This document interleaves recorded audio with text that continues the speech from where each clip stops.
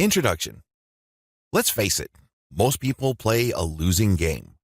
To quote from Tyler Durden from the cult classic movie Fight Club, we buy the stuff we don't need with money we don't have to impress people we don't even like. That's the kind of life we're living.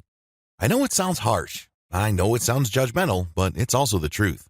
Unfortunately, for far too many of us, we equate having stuff with living worthy lives.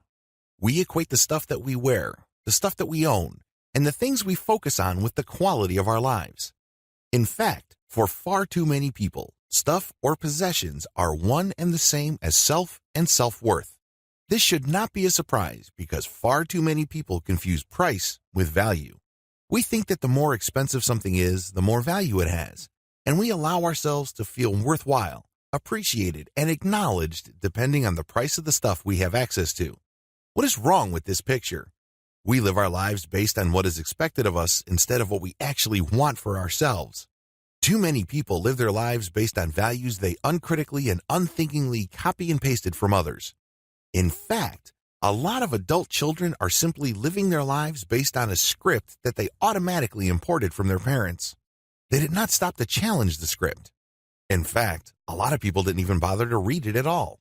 They feel that since their parents live a certain way and thought about things a certain way, that they should do the same thing. There is no attempt at any kind of analysis as to whether that script makes any sense as far as their lives are concerned.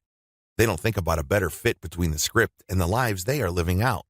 They don't consider whether the script has a specific historical or emotional context that may or may not be relevant today. They just automatically assume that since somebody they love and respect chose to live their life a certain way, then this path is the way forward. It is no surprise that Americans, by and large, are not happy. The end result of everything I have described above is not pretty. We Americans are over-medicated. We are maxed out on our credit cards and are overstressed.